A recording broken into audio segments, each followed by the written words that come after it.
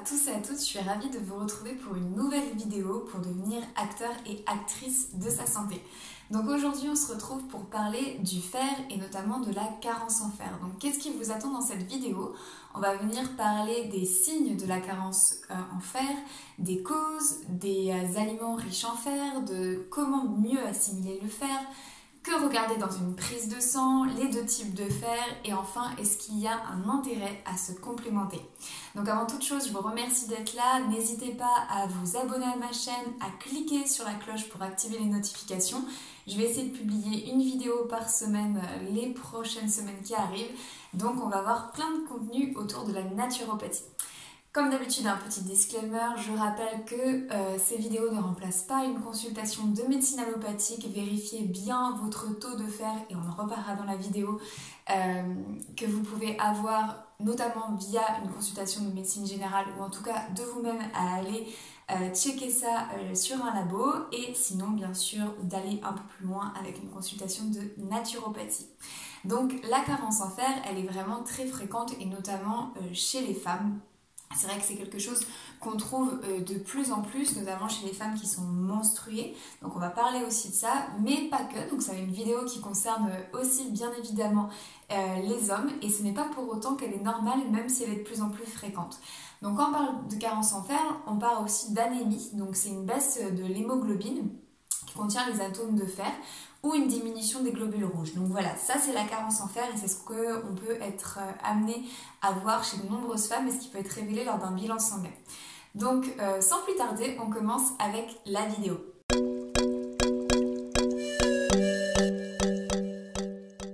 Alors, comment détecter une carence en fer au-delà d'une analyse? Donc surtout quels sont les symptômes, les signes qui peuvent vous alerter et vous faire dire tiens, je vais aller voir si j'ai un petit souci. Donc premièrement, ça va être une altération globale de l'immunité. On est beaucoup moins résistant à tout un petit tas de trucs, notamment les virus, où on sent vraiment qu'on a une baisse d'énergie, une baisse de résistance physique. Donc la fatigue, c'est aussi un des critères vraiment qui est souvent mis en avant dans la carence ou l'anémie. Les personnes qui sont très fatiguées et en fait on se rend compte qu'elles sont anémiées depuis un petit moment. Vous pouvez avoir une intolérance à l'effort aussi, à l'effort physique qui peut apparaître avec de l'essoufflement notamment, voire des vertiges. Donc ça peut être sur une activité physique forte ou même en marchant ou ce genre de choses. La couleur de la peau aussi, une pâleur qui peut bien évidemment arriver. L'hypothyroïdie aussi, si vous avez un dysfonctionnement de la glande thyroïdienne avéré ou non d'ailleurs médicamenté ou non avec un substitut comme le lévothyrox ou la L-thyroxine, que vous soyez accompagné là-dedans ou pas encore détecté, ça peut être aussi une des causes en tout cas de l'hypothyroïdie ou un signe en fait la carence de fer qu'il faut aller regarder aussi au niveau de la thyroïde. Vous pouvez avoir une chute de cheveux aussi importante, le syndrome des jambes sans repos également qui est visible, ou encore des battements cardiaques irréguliers. Donc ces petits signaux peuvent vous alerter sur effectivement suis-je carencée en fer, en tout cas aller vérifier auprès d'un professionnel de santé avec un bilan sanguin.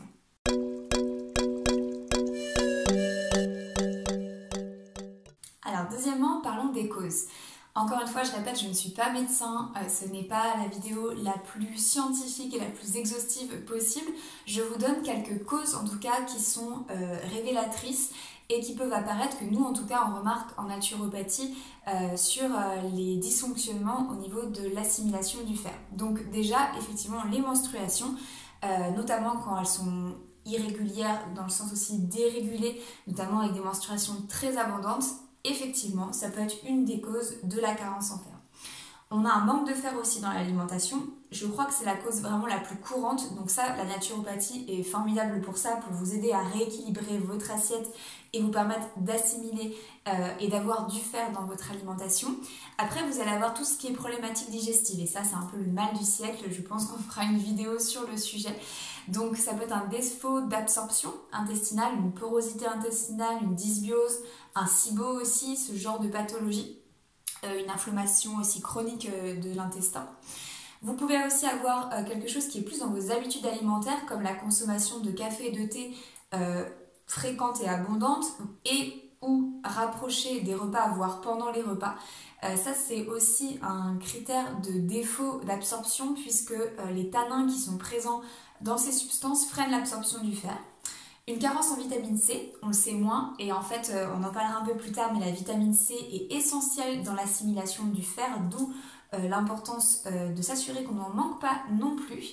On peut avoir aussi de l'hypochloridrie, donc ça, c'est un manque d'acidité gastrique, autre pathologie assez fréquente qu'on classe un peu dans les maladies voilà, chroniques intestinales, ce qu'on appelle aussi les MICI, qui sont peu regardées d'un point de vue de la médecine allopathique, mais qui sont très fréquentes aujourd'hui du fait de notre hygiène de vie, du fait de notre mode de vie de manière générale, avec plus ou moins de symptômes digestifs et de désagréments. Mais c'est des choses qu'on constate quand on va faire des examens complémentaires aussi chez certaines personnes. Et enfin, la prise d'IPP, d'inhibiteur, je vais y arriver, de pompe à protons. Donc ça, c'est quelque chose qui est utilisé par exemple dans le traitement du reflux gastro-œsophagien. Donc cette prise médicamenteuse peut aussi empêcher l'assimilation du fer. Donc voilà quelques exemples de causes qui peuvent expliquer pourquoi aujourd'hui vous êtes carencé en fer, que vous soyez un homme ou que vous soyez une femme.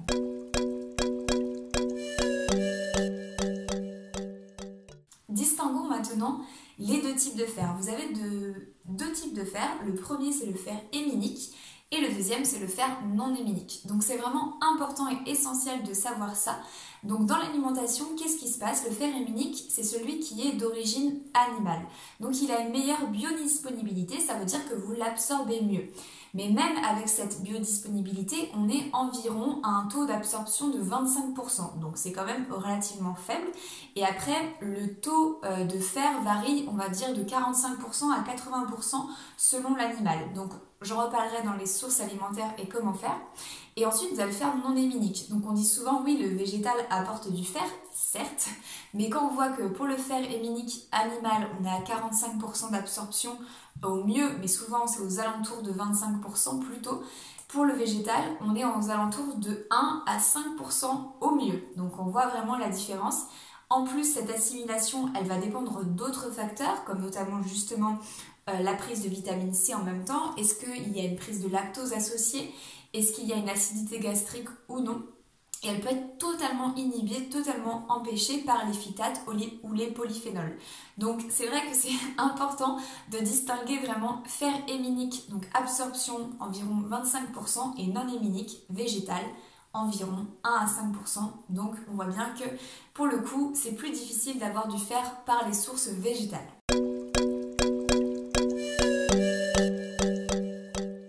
Alors, si on remarque un signe de carence, que faire? On va chez son médecin et on demande effectivement un bilan autour du fer où on voit avec le naturopathe directement.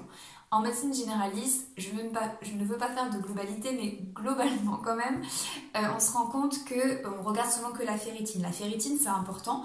Au niveau des taux, vous allez voir que souvent la fourchette est très large dans les labos. Et on est en UG par ml à peu près, et dans les taux classiques. Et on regarde, nous en naturopathie, qu'on soit au-dessus de 60, dans l'idéal autour de 70-80. Ça peut aller jusqu'à 150. Donc ça, c'est le premier paramètre essentiel. Ensuite, dans la NFS, donc dans la formulation sanguine que vous faites naturellement quand vous faites un bilan sanguin, vous avez tout ce qui va être hémoglobine, hématie, hématocrite, qui doivent être dans les valeurs aussi moyennes. Donc ça, c'est l'autre chose qui est à regarder parce qu'on ne peut pas prendre les paramètres séparément. Et enfin, vous avez la saturation en transférine qui, elle, doit être autour de 30 et 40%. On doit aussi s'assurer qu'il n'y a pas d'inflammation dans le corps qui pourrait augmenter le niveau de fer également. Donc là, ce sera aux alentours de, en tout cas des variables qui soient aussi dans la norme, et de s'assurer qu'il n'y a pas d'inflammation via la CRP qui est vérifiée. Donc c'est les trois paramètres qui est essentiel de regarder pour s'assurer, ou en tout cas valider un diagnostic. Encore une fois, c'est pas le naturopathe qui fait ça, c'est mieux de le faire avec un médecin. On ne pose pas de diagnostic, on accompagne éventuellement des problématiques de santé, mais il faut se rapprocher de la médecine allopathique pour arriver à un diagnostic au niveau de la carence ou de l'anémie. Parlons maintenant des sources de fer dans l'alimentation, je pense que c'est ce qui vous intéresse aussi. Donc, où est-ce que je trouve le fer? Sachant que, rappelez-vous, l'assimilation est très variable d'une source à l'autre. Donc d'un point de vue du fer animal, donc on va retrouver ça dans des choses quand même très particulières. Je vous ai mis un peu par classement de très fort, donc vous avez bien évidemment le foie de veau, alors ça c'est sûr que c'est une mine au niveau du fer, le cœur, le boudin, le pigeon, les palourdes, le foie de volaille et les huîtres. Ça c'est vraiment le top du top au niveau de l'assimilation animale. Au niveau de l'assimilation végétale, vous allez avoir les algues, la dulce, la spiruline, wakame, les lentilles corail, les pois chiches, l'ortie, les graines de courge, mais tout ça c'est vraiment secondaire parce que déjà c'est plus faible en teneur et vous rappelez-vous de l'absorption, c'est 1 à 5%, donc c'est vraiment beaucoup plus faible dans l'alimentation que tout ce qui est animal.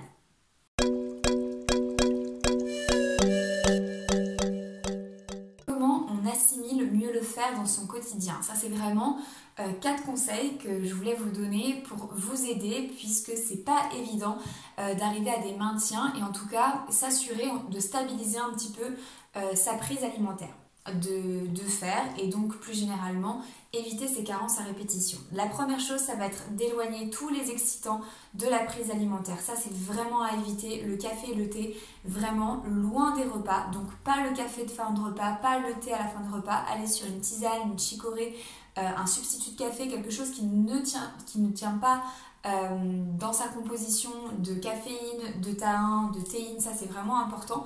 Donc essayez au moins 1 heure, 1 heure et demie après ou avant chaque prise alimentaire. Donc premier déconseil. Deuxième déconseil, on va booster la prise alimentaire de fer via la vitamine C. Donc par des petites associations qui vont bien marcher.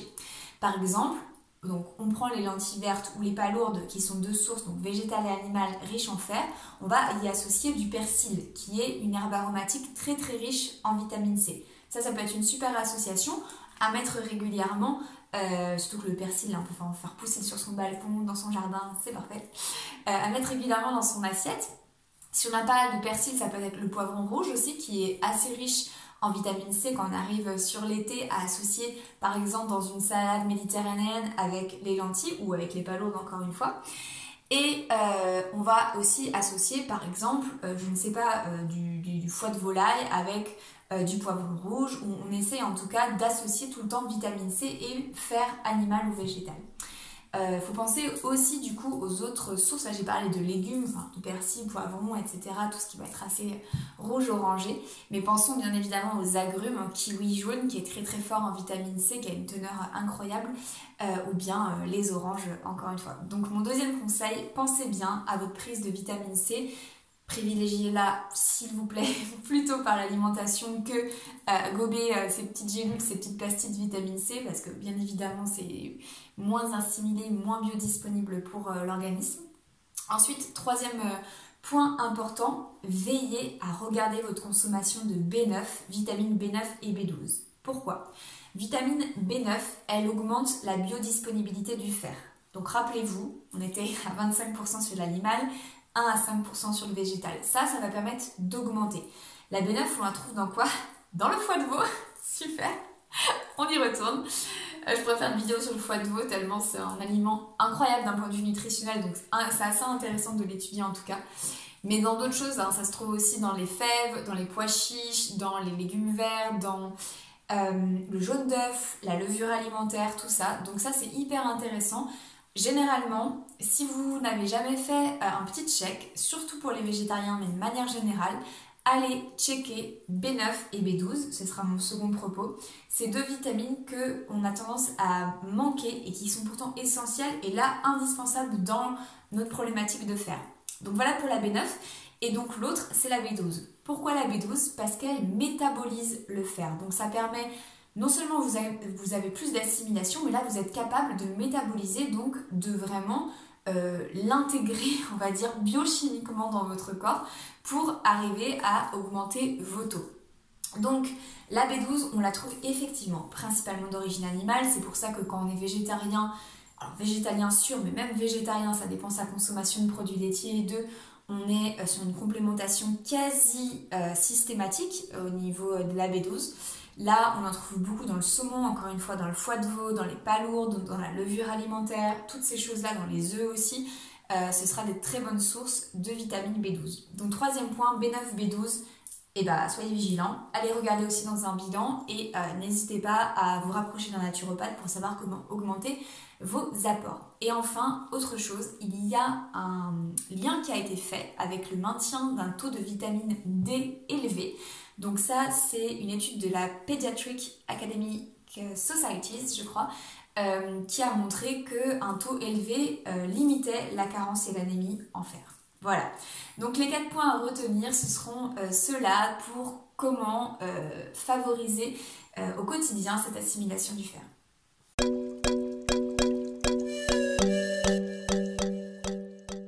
On termine cette vidéo avec la polémique, toujours la même, est-ce qu'il faut se complémenter ou non? Quand vous allez chez le médecin, en général, il va vous donner un complément moi, de tous les retours que j'ai, c'est souvent assez délétère pour le système digestif. C'est quelque chose qui détruit un peu les intestins, qui est mal assimilé et qui vient être simplement un pansement puisqu'on ne traite pas la cause. Et si, en plus, c'est une problématique du type parce qu'il y a une hypothyroïdie ou, je ne sais pas, des menstruations trop abondantes liées à une endométriose ou non d'ailleurs, à un dérèglement du cycle, c'est pas parce qu'on prend une complémentation que ça va aller mieux. Donc il faut aller regarder le bol alimentaire en première intention, comme je l'ai dit. Et éviter tout ce qui est autocomplémentation toujours parce que vous avez besoin d'un diagnostic et d'être accompagné éventuellement par un naturopathe pour les problématiques de votre terrain. Moi, j'ai déjà donné plusieurs fois le sirop Floradix, ce qui est intéressant. Je vais donner ça ici, mais l'idée c'est pas de vous jeter là-dessus encore une fois. Moi en tout cas, c'est pas un conseil que je vous donne comme ça, je vous le dis juste que c'est, on va dire, un complément intéressant qui est souvent donné aux femmes enceintes, qui est un peu plus naturel et mieux assimilé au niveau intestinal et de l'estomac aussi, enfin, au niveau digestif. C'est vrai que quand on est enceinte et qu'on est surtout aussi végétalienne et végétalienne, mais même tout court, on peut avoir une carence en fer, voire une anémie qui se profile au 2e ou au 3e trimestre, du fait que le bébé in vitro a des besoins vraiment plus importants et on doit, nous, forcément, pomper un peu plus pour l'enfant. Et du coup, si on n'a pas assez de fer, on peut être carencé et être fatigué. Comme pour le magnésium, la meilleure forme, ça va être tout ce qui est bisglycinate. Donc c'est une forme de magnésium, de fer, enfin tout ce qui est au niveau des minéraux qui est mieux assimilé, meilleure biodisponibilité, donc mieux reconnu par l'organisme. Donc ça, si vous devez aller vers une complémentation, encore une fois, ça peut vous aider dans une seconde approche. Et comme je vous l'ai dit, et je le répète ici, l'importance de la vitamine D, B9 et B12 pour éviter et pour limiter aussi cette carence. Et il y a une étude qui est sortie il n'y a pas longtemps, dont j'ai regardé les conclusions, qui nous dit, donc je crois que c'est British Journal of Nutrition, qui nous parle des probiotiques, donc de certaines souches qui amélioreraient, je crois, de près de 50% l'absorption du fer. Donc voilà, vous voyez, il y a plein d'études, plein de recherches sur la question parce que c'est relativement fréquent et c'est quand même un sujet qui concerne énormément de femmes sur une période assez longue, du début des lunes jusqu'à la fin. Donc j'entends beaucoup de femmes qui me disent oui mais moi c'est structurel, j'ai toujours eu du fer très très bas, je peux pas donner mon sang, je suis toujours à la limite parce qu'il y a ça aussi. Ne prenez pas ça encore une fois comme quelque chose d'établi et je terminerai là-dessus. Ça c'est un peu comme les personnes qui sont chroniquement constipées ou qui ont chroniquement des problèmes digestifs et qui se disent c'est comme ça, j'ai toujours été comme ça. Oui mais non, c'est pas parce que c'est toujours comme ça que c'est quelque chose de normal. Et donc allez regarder, allez pousser un petit peu les sujets pour savoir comment favoriser un équilibre de vie par rapport à vos problématiques de santé, parce que on peut essayer de mieux vivre avec ça sans prise alimentaire et sans se retrouver parfois dans le rouge, où là c'est compliqué, où on est dans les choux et tout. Quand on a une vraie anémie, on est vraiment dans son lit, c'est vraiment une fatigue très très très importante. Donc voilà, les profils seront différents d'une femme à l'autre, d'un homme à l'autre. On ne sera pas avec la même intensité, la même profondeur de la carence et les mêmes façons de réagir aussi aux complémentations ou à la prise de fer. Pour finir, petit aparté là-dessus, certaines personnes, c'est en enlevant la viande et qui vont avoir, via le fer végétal, vraiment un relan d'énergie. À d'autres personnes, c'est en réintroduisant la viande rouge que les taux vont remonter, mais parfois c'est beaucoup plus complexe que ça parce que on a du fer qui circule et on a du fer stocké. Et petite anecdote, ce que je raconte souvent en consultation, et moi j'avais pas une grosse carence en fer, mais en étant principalement végétarienne pendant longtemps, j'étais autour de 35-40 au niveau de la ferritine, ce qui était relativement bas. Et quand j'ai fait ma cure de plasma marin, dont je parle souvent, et peut-être que je ferai une vidéo aussi sur le sujet, donc c'est une cure vraiment reminéralisante plus, donc si vous manquez de choses, c'est formidable aussi, mais encore une fois, ça s'inscrit dans un cadre spécifique de protocole de naturopathie. Je suis passée de 40 à 115. Donc, et j'ai pas réintroduit la viande rouge ou quoi, vous voyez. C'est-à-dire que j'avais du fer qui était stocké mais qui circulait pas. Et peut-être que j'avais du mal à le métaboliser justement et que ce complément m'a aidé à libérer en fait des tissus le fer qui était dedans. Donc vous voyez, il y a plein de choses assez complexes. Moi, c'était pas une carence voilà, profonde et régulière, mais on peut aller regarder et j'accompagne beaucoup de femmes qui ont des problématiques comme ça, où j'en entends. Parfois, je sais un peu l'origine, justement hypothyroïdie, problématique de règles abondantes.